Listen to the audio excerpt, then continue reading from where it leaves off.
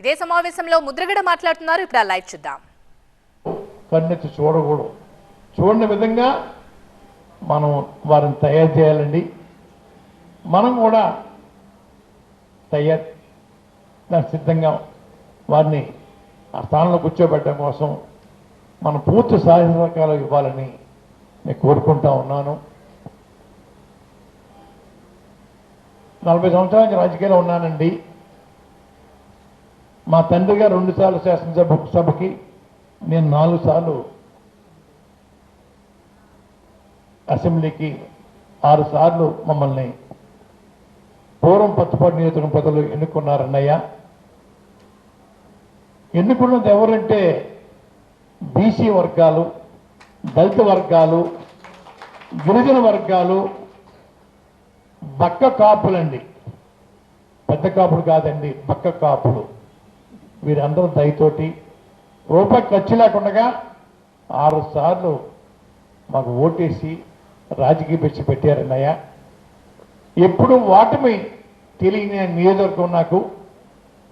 అలాంటిది రావులపాలెంలో విజయభాస్కర్ రెడ్డి సభలో కాపులను కొడితే రండి మమ్మల్ని పరామర్శ చేయాలని చెప్పి పదే కోనసీమ పెద్దలు వచ్చి అడగటం, అయ్యా మా మర్యాద పోయింది, మా పరువు పోయింది, ఎమ్మెల్యే పదవి రాజీనామా చేయమంటే దానికి సుముఖం వ్యక్తం చేశానన్నయ్యా.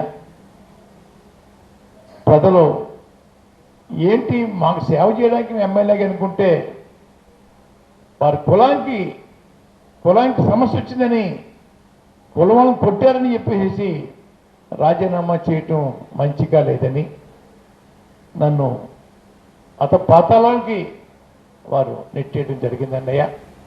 రాజకీయ సమాధి కట్టడం జరిగిందన్నయ్య.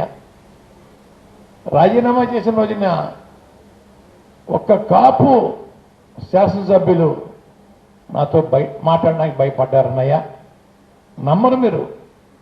కాపుల కోసం రాజీనామా చేస్తే ఒక్క కాపు ఎమ్మెల్యే రాజీనామా చేసిన అనంతరం ఒక్కలో నాతో మాట్లాడలేదన్నయ్య. ఒక బీసీ వర్గాలకు చెందిన పార్లమెంట్ సభ్యుడు పిల్లి సుభాష్ బోస్కర్ ఒక్కరే అండి అసెంబ్లీ నుంచి కారు వరకు నన్ను పంపడం జరిగిందన్నయ్య. అయ్యా నాకు పిచ్చిపెట్టింది ఈ వర్గాలు. నేను కులం కోసం రాజీనామా చేస్తే సమాధి అయిపోయినన్నయ్య. కానీ ఈరోజు తెరచాటు ఉండి ఎందుకు పవన్ కళ్యాణ్ గారికి సపోర్ట్ చేయట్లేదు అంటా ఉన్నారు. ఎందుకు చెయ్యాలి అని నేను అడుగుతా ఉన్నాను. ఎందుకు చెయ్యాలి? నేను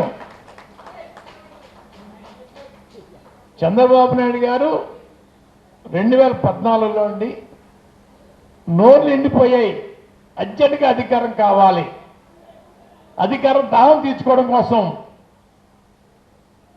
మేనిఫెస్టోలోనూ ప్రతి సభల్లోనూ కాపులు బలితలు పోగొట్టుకున్న రిజర్వేషన్ని ఇస్తాను అని చెప్పి మోసగించితే నన్ను రాజకీయంగా అడ్డుకోవడం కోసం నన్ను మన పెద్దలు అడగాలని చెప్పి రోడ్డుపై లాగారన్నయ్య. వారు ఇచ్చిన హామీని అడిగితే కోపం వచ్చి చేయరాని పరాభవం, చేయరాని అవమానాలు చేశారన్నయ్య. వారు కష్టకొద్ది చేశారు. నేనేమి వారి అధికారం ఆ పీఠం కోసం వారు తోటలు పడ్డారు.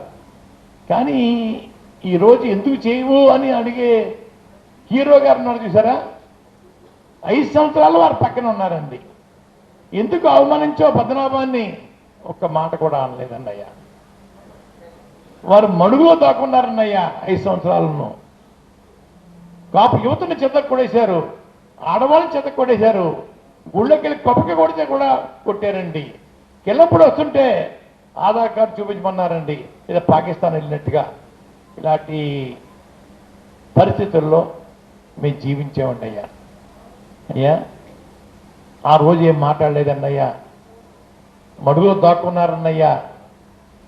తర్వాత జగన్మోహన్ రెడ్డికి వచ్చిన తర్వాత ఎందుకు అడగవని చెప్పేసి నన్ను ప్రశ్నిస్తూ ఉన్నారు. నాకు చేత కాదు, వయసు అయిపోయింది, అసమర్థుణ్ణి అన్నప్పుడు మీరెందుకు చేయలేదు ఉద్యమం? మీరెందుకు కాపులకు వచ్చి రోడ్డు మీద రాలేదు? అడిగితే సమాధానం లేదన్నయ్యా. నిత్యం నేనే చేయాలా, మీరు చేయరా? సమాధానం లేదా.